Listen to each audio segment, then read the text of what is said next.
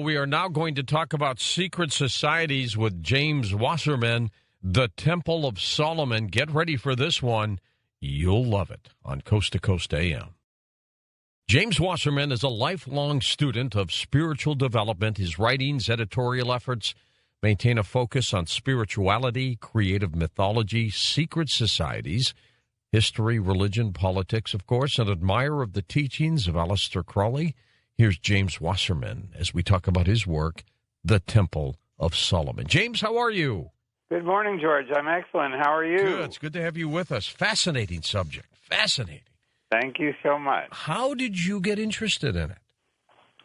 Well, the Temple of Solomon is essentially the root of everything that has to do with secret societies and Western occultism. It is the archetypal symbol of the interaction between man and God, and it's the presence of God on earth, and that is really the goal of the secret society. In other words, how to bring the spiritual and the divine within our own hearts and minds right here on earth. So that's what happened with the temple. Let's talk about the temple a little bit. How was it built? When was it built? It was built about 975 B.C. It was completed in 957. It was built by King Solomon, who is the son of King David, the slayer of Goliath. Mm-hmm. And it was built on direct commands and a plan that God had laid out actually to David, according to the story. And it was very much the development of the tabernacle that Moses and the Jews had used through their wanderings, the 40 years of wandering through the desert on their way from the slavery of Egypt to the freedom of the Holy Land. James, did the temple have any mystical properties to it?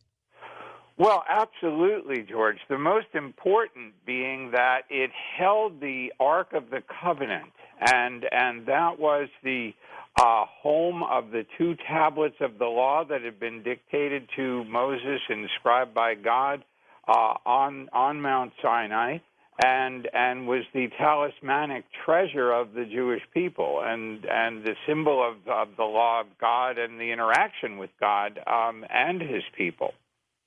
All right, let's talk a little bit about the structure of it. Do we know how it was built physically?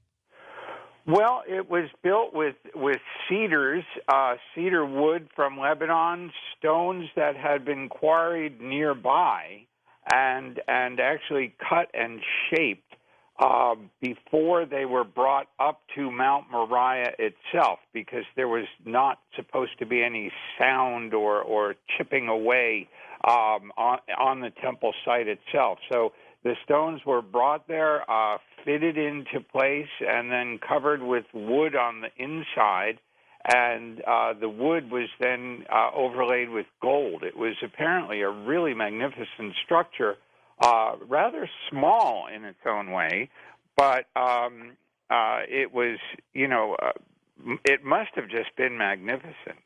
What happened to it? It was destroyed in about 585 by the Babylonians. It had lasted about 400 years. The Bible explains that the Jews had walked away from the teachings of the Lord and brought enough sin on themselves that they were conquered by the invaders, and they were taken into captivity, brought to Babylon, and then about 70 years later, the Persians conquered the Babylonians. Okay, now, when you had mentioned the Ark of the Covenant, in that it was stored there. Yeah, the Ark of the Covenant was stored within the Holy of Holies, within the sacred part of the Temple of Solomon. Where did it go? We've heard all kinds of things, that it's hidden in a church in Ethiopia. Who knows? But what's your take? Well, my take, very frankly, is that we simply don't know, and it was according to some of the apocryphal writings. It was hidden by Jeremiah, who is a prophet at the time of the destruction of the temple, and hidden in the mountain where Moses actually died and was buried, Mount Nebo. Other people feel that it was actually buried below the Temple Mount in some of the caves that are there to this day. Others, as you say, suggest that it was taken to Ethiopia. And, of course, Raiders of the Lost Ark had it in a warehouse. That's right.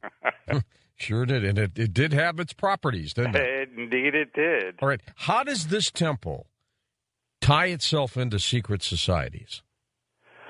Well, the idea is that it was a center of wisdom.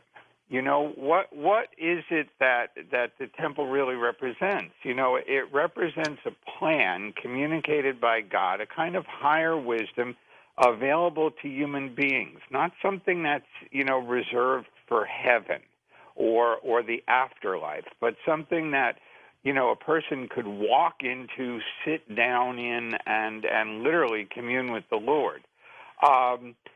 That is what I think is the essence of the mystical secret society. It's the idea that there are techniques available to us as human beings that allow us to enter into divine consciousness, and the temple is the symbol of that. Let's talk about secret societies. Give us a definition, your thoughts on that. Well, secret societies are essentially, you know, you could say that they started in the most primitive, prehistoric societies on Earth, when boys were brought into puberty and girls the same, and the men taught the boys how to be men, and the women taught the girls how to be women. Secret societies convey a tradition. They convey a teaching that makes people better people or more knowledgeable people, and they're designed to lead people through a series of challenges into a higher state of consciousness. Why would somebody join a secret society? What were the benefits? If it were... George, we're talking about mystical secret societies. Obviously, there are other kinds as well. Would you put the Masons in that category, James? I certainly would. Okay. I certainly would. The people who are looking for what they can find in mystical secret societies are aspirants. They're people who are seeking a higher wisdom, and they're seeking a group of people of similar ideas and similar interests, and they're seeking to learn what the other people know and to share and discuss and have a kind of camaraderie with others who are on the same path. Okay, so it doesn't necessarily mean that they're up to no good, right? Well, one hopes. I mean, I've been a member for 36 years, I guess, of one secret society, and I sure hope I'm up to some good. I always learned a long time ago, James, that if you're hiding something, if it's a secret, you might be up to something. So what do they have to hide? Well, remember, George, that the ideal, it goes back, the mythology goes back to a time when people with alternate spiritual beliefs were literally hunted down and killed. I mean, we're talking about the Inquisition. We're True. talking about the times of the Knights Templars who were burned at the stake for what was imputed to be their beliefs. We're looking at a time when there was a religious and political domination that forced people to go underground. And now today, the times are supposedly more free. So what are the secrets that one really learns in a secret society? Well, frankly, it's not a whole lot. I mean, you learn handshakes and you learn little signals and signs and words and passwords. And the real secrets are something that can never be discussed or profaned. They're what happens within the human heart and within the psyche. What do they get out of it?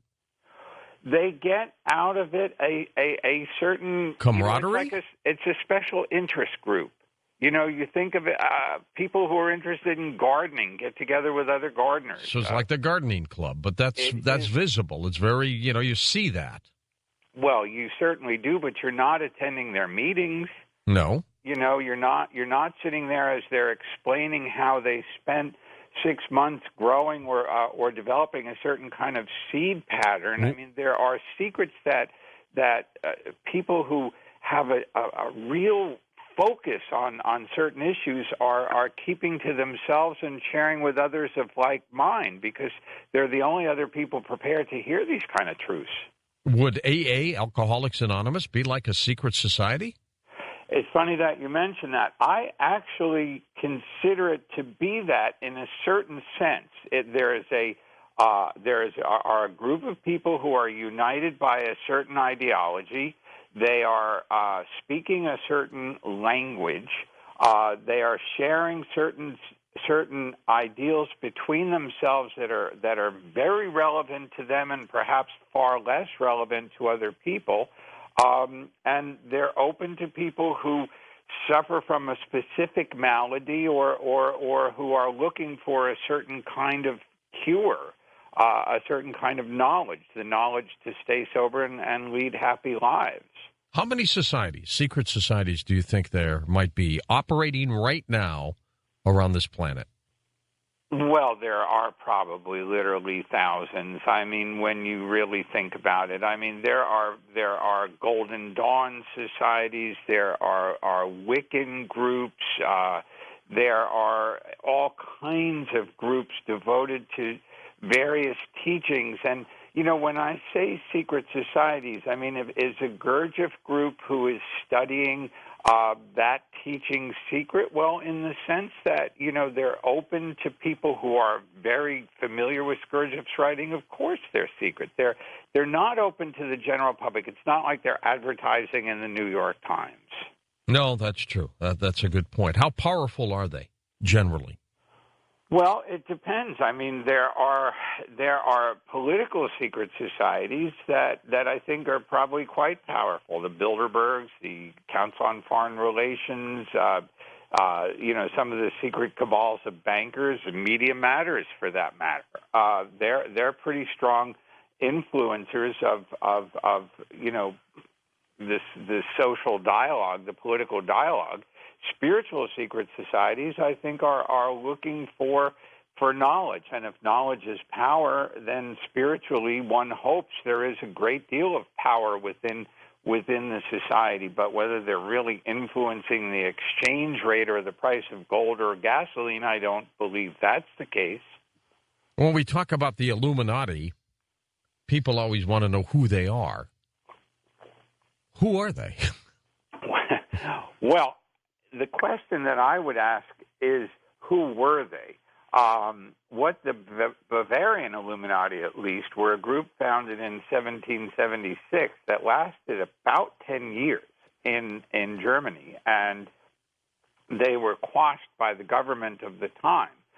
Now, they had some surviving members and some doctrines that went on to create vast political changes in the French Revolution, I believe.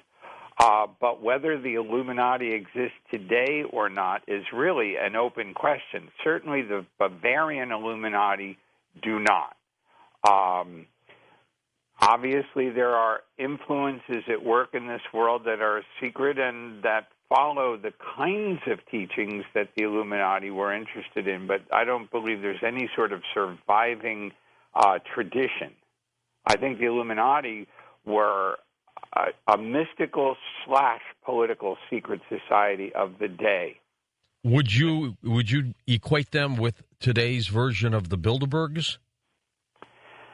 No, because I think they really work much more within Masonic and spiritual secret societies. They illuminized a certain teaching. The Bilderbergs are, I think, devoid of a spiritual goal or message. There are certainly no candlelit ceremonies or incense burning in temples.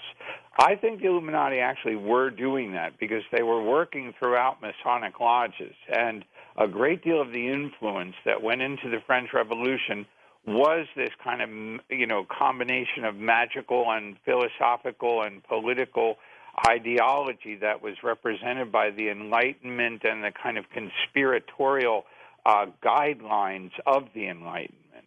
James, did you ever see Stanley Kubrick's Eyes Wide Shut? You know, I saw some of it, and I found it a little tedious. I have a little problem with Tom Cruise. God help me. I wish I didn't, but I do. Oh, well, I had to see it 3 times before I began to understand it. But to me, that's a perfect example of the Illuminati. These kinds of people who have more money than God, who just, they're bored with things, so they do these bizarre things, whatever they may be. But that's them. And I think that was a perfect example. And I think they're out there now controlling things. I think they're very, very powerful people. I think they run the world. Well, you know, the Illuminati, the Bavarian Illuminati, were working against a tyranny.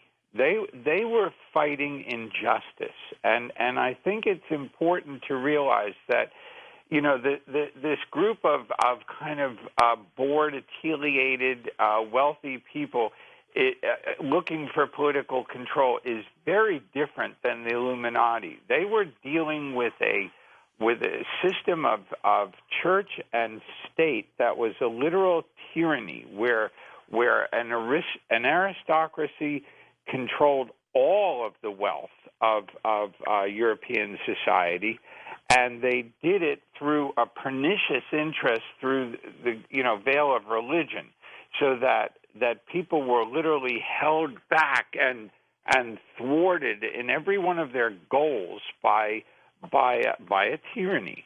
And I think the Illuminati were free thinkers who tried to burst out of the chains that held people back. There was an incredible poverty that was going on prior to the French Revolution that, is generational poverty that was horrific, filth and ill health and a vast social inequities that, we talk about those things today, but we have no idea what we're talking about. The Illuminati fought that. They were conspiratorial. They pretended to be one thing and were actually something else, but they really did bring a certain light to the European society of the time. The kind of thing that you're looking at, the cynical, sarcastic, dark, like you said, bored group of people, that's different. That, I think, is a far more sinister aspect than what the Illuminati were. I don't agree with that. Okay, but some of these members now, whatever they may be, they're pretty dangerous, don't you think? Well, absolutely. I mean, all you have to do is open up a newspaper or listen to a television. Sure. Horrible. Just horrible. But not the Illuminati. There was a spiritual message with the Illuminati. I disagree with some of the things that they believed in, but I do respect the fact that they were trying to do something that was really bringing about spiritual liberty and political liberty. They were part of a culture that, in its own way, brought about the American Revolution as well, which I see a tremendous distinction between that and the French Revolution, but it was still, they were within 10 or 11 years of one another. And, it was a time of vast social and political change, and, a lot of liberation was taking place in the late 18th century, and the Illuminati were a big part of it. Skull and Bones, secret society? Yeah, but not. I don't see it as a mystical secret society. I see it more as the kind of political secret society that we're talking about with the Eyes Wide Shut stuff. Yeah, I do see it that way. Wealthy people bringing a certain kind of political domination through finance, through electoral politics. Yeah, I do see it that way. Media. All right, James, and when we come back, let's get your take on Aleister Crowley, the great occultist and mystic, died in 1947. Back in a moment on Coast to Coast AM. I think it was Ozzy Osbourne who sang the song Mr. Crowley. We're going to talk about Aleister Crowley in a moment with James Wasserman as we talk about his work, The Temple of Solomon, next on Coast to Coast AM. James Wasserman with us. James, if your book, The Temple of Solomon, was made out of gold, do you know how much that would be worth? This has got to be one of the heaviest books I've ever held. You noticed. It was supposed to be a lot smaller, George. It was supposed to be 160 pages, and it was supposed to have been completed in 18 months. I'm afraid I really fell into the rabbit hole with that one, and it's turned out to be 384 pages and took 5 years of writing and research, including a trip to Israel and to Egypt. So it so far exceeded any of my own expectations or those of my publisher. I'm so thrilled that Intertraditions was kind enough to let me kind of get away with that, because they were very, very supportive. And it's big, not only in weight, but in size.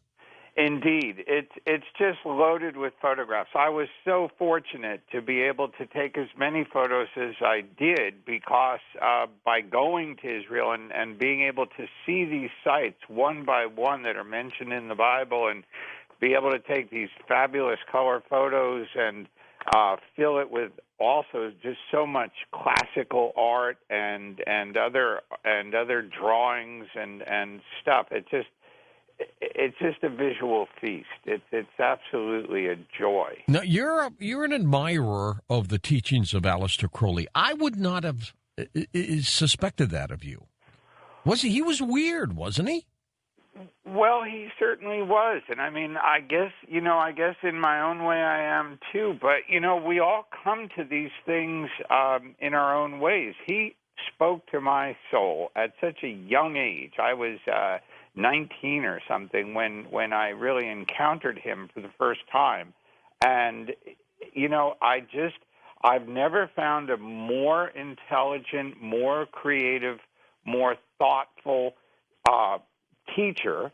And I've looked around a lot. I worked at Weiser's bookstore for many years. So I was really part of the kind of, occult renaissance that took place through the 70s. I knew a lot of people and was exposed to many, many, many different teachings, Indian, Hindu yogis, and Taoists, and all kinds of Sufis and Christian mystics and Golden Dawn people, and just about everybody you could look at. Tibetan Buddhists. I was deeply involved with that. I had some experience with Voodoo and Santeria. I really had a very wide-ranging exposure to the occult. And Aleister Crowley, just somehow or other, I always came back to him. Well, a lot of people have confused Aleister Crowley with Anton LaVey, who was a Satanist. Big difference. Yeah, there was a huge difference. And Anton LaVey, God help him, he certainly was not Or the devil help him. Yeah. Certainly not what you would call an intelligent guy. I mean, he was very street smart, and he was very powerful, but he was a carnival kind of guy, and he didn't really have some philosophical teachings that the philosophy he expressed was well expressed for what it was, but it was very simplistic. Crowley was a world teacher. Crowley brought through a message that was of the level of importance, I personally believe, to the revelation of Christ. I mean, I look at Crowley, I sort of buy the whole thing, soup to nuts. I look at him as the logos of the eon, the prophet of the new eon. I'm one of those guys, Well, and he was, though, an occultist, and deeply so, wasn't he? He was absolutely one of the most knowledgeable and brilliant occultists in the entire human history. I mean, he had an understanding, an in-depth understanding of the meaning of magic and spirituality and the spiritual quest that I believe is second, in my experience at least, second to none. He was schooled in every facet of the Western mystery tradition, from the Kabbalah to Hermeticism to alchemy, astrology, and he wrote tarot. He wrote brilliantly in each of these fields, and he was a magician of the highest level of skill, and at the same time, he fused yoga and the spiritual practices of the East with the magical practices of the West. So he really taught people how to gain power. Because believe me, you can do all these rituals and run around in your magical circle and invoke your head off. But unless you have the ability to concentrate and focus the mind, your rituals and your magical efforts will be, rather hapless. Crowley brought power to magic, and for that, I think we have a lot to thank him for, really. Well, I think we do. Now, let's talk about his message, though. What did he try to get us all to understand?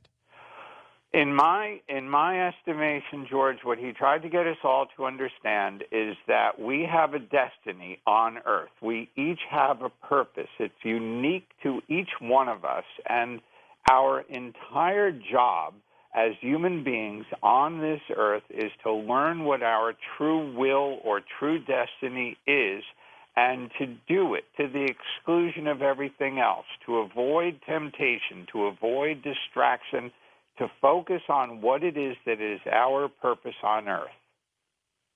I think that he told us to think outside the box. He taught us to be free in our thought, to experiment in the ways of acquiring knowledge, weighing and testing every idea against itself, against its opposite.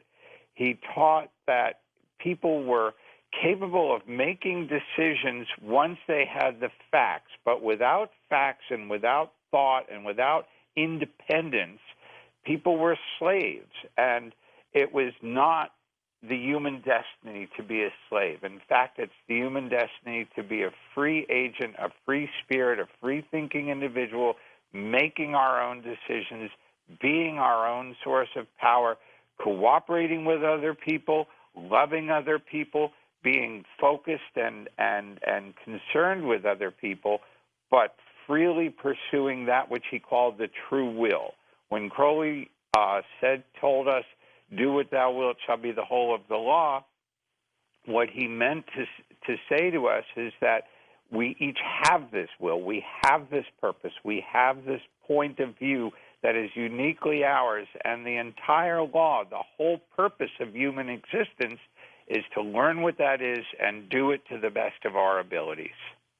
Well, he died at an age relatively young. In 1947, he passed away, didn't he? Well, he was 72. I guess it's young by today's standards, but it was probably old then, I guess. Then, yeah, that's it was. He lived a full life.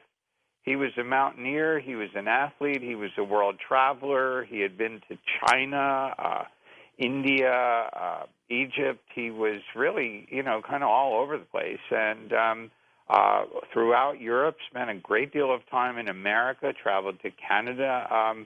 He had quite an illustrious career. Really, he was a mountaineer. A lot of people don't realize that he held for a long time the record for the longest time spent at the highest altitude without the aid of artificial breathing equipment.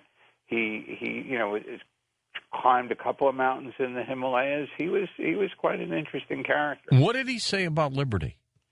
What he said about liberty is that it is our right and duty to embrace liberty with both its promise and its responsibilities. Aleister Crowley understood that freedom ain't free. That it involved, it was the deepest need of the human soul was the exploration of liberty, but that it was also our deepest duty to accept the constraints of liberty, because liberty is only possible for a disciplined human being. And without that self-discipline, liberty becomes license, and liberty and license are two very different things. Let's get back to your work now, the Temple of Solomon, and you start from ancient Israel to secret societies as well. Where do you see the society going today, James? What's going to happen? Well, I'm deeply concerned. I see two very different strands developing in our world. At one point, there's a kind of independence. There's a seeking after truth, seeking after the message of the Constitution and that kind of freedom, the republic, the concept of an informed and enlightened citizenry of independent beings who are working in concert with one another to build a society that is filled with opportunity for each, so that people can kind of exploit the beauty of the human experience. On the other hand, I see a very strong collectivist influence that is harped on endlessly by the media and politicians, seeking to create a dependency. This drives me crazy because a dependent people is a slave population, whether they're in chains of iron or in chains of thought, or being kept in fear, or being kept in fear and ignorance. It's pernicious, it's frightening, and it's growing every single day. The very means of human liberation, things like television, computers, the internet, are all being manipulated to kind of give a message to keep us in darkness. It's a profoundly disappointing thing. Shows like your own, where people are encouraged to hear different points of view and think outside the box. This is, you're doing the great work here, my friend. I appreciate your effort. Well, we're going to keep it up. We didn't talk a lot about Freemasons. Tell me about that as a secret society. Well, the Freemasons are a product of the Enlightenment to such a great extent. I mean, it's really wonderful. They started out, of course, as builders during the Middle Ages. Now, some of the legends of Freemasonry trace them back to ancient Egypt and the beginning, literally, the Garden of Eden. Some of it goes back to Solomon's Temple. They say that Freemasonry was founded by Solomon. Some Freemasons say that Solomon founded Freemasonry and that it was Freemasons who actually built the temple. But in historical times, at least, we see a tremendous amount of construction going on during the Middle Ages. And that was a time when people were limited in their motion and restricted to their place of origin, by the feudal system of the day, except for those who were builders and who had the kind of experience and knowledge that allowed them to travel freely through the various territories of Europe of the time and engage in this massive construction project of the hundreds of churches that were built during that period. These guys, mostly men, these guys were making their own rules, were living in their own communities, were responsible for their own endeavors. They had a certain kind of government. They were really outside the normal reach of feudal society, and they began to form what later became a middle class. Artisans and craftsmen, architects and designers, laborers. They were the first labor union, true union, where people were protected from injury and given old age pensions and given health benefits in return for their work, and at the same time given the opportunity to progress from apprentice to journeyman to master, learning their craft and trade, building the buildings, and developing a kind of camaraderie, a social interaction, in these kind of foreign work sites where they would find themselves perhaps for years separated from their friends and families. So this was the beginning of this secret society thing. What many people trace them back to the Knights Templar. They say that the concept in Masonry of giving aid to one's brothers, of having the necessity of a belief in a higher power, but being free to keep that private, is something that may have come about because of the persecution that the Knights Templars endured in the early 14th century. A fugitive brotherhood, and that somehow or other the collective experience of building the castles and fortifications throughout the Holy Land during the Crusades had given the Templars a fantastic architectural knowledge and database that they were able to share with European craftsmen and continue the work of this Gothic architecture and church building that extended through the Middle Ages. What did they mean by 33 degrees? What was that? Well, 33 is, of course, the number of vertebrae of the human spine. It's the number of years that Christ was alive on earth. It's the number of years that the Temple of Solomon stood unmolested before the first attack. It's the triangle 3 by the magic number 11 extended. 33 is the highest degree of Freemasonry, and it represents the pinnacle of the order. And there are 3 formal degrees in Freemasonry, but then there are leader add-on degrees, and the highest is the 33rd, but it has a lot of mystical precedent. Is it possible that those on the bottom of Freemasonry don't know really what's going on at the top? Again, this is a kind of a conspiratorial question, and I realize that, you're asking it for good reason, but I would say, there are a lot of secrets in Freemasonry, and the most important are concerned with, what is the derivation of Masonic knowledge? I don't think, when you look at Freemasonry, you're looking at a lot of really wonderful charitable activity.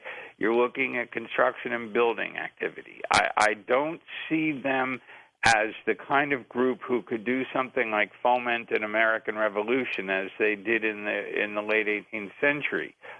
Freemasons were a big part of it then, but now I think they're a pretty benign society, primarily engaged in charitable and fraternal activities. And I think that, if you want to learn about Freemasonry, the place to look is someone like Albert Pike, who talks about the spiritual implications and the derivation from ancient mystery traditions, philosophies, astronomical knowledge, and this kind of hermetic core that most Freemasons are not aware of. So I would say that, the real truth of Freemasonry is most Freemasons don't have the slightest idea what it's about. Yeah, no, I agree with you there. James, where do we get your book, The Temple of Solomon?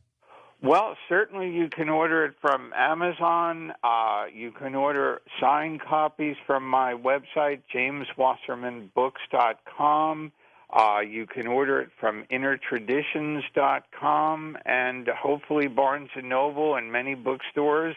It can be ordered very easily. It's widely distributed and available wherever fine books are sold. Super. Well, stay with us, James. We're going to come back with you in just a moment here on Coast to Coast AM, and we will take final phone calls now. So don't touch your dial. Get ready to make the phone call. We'll be back.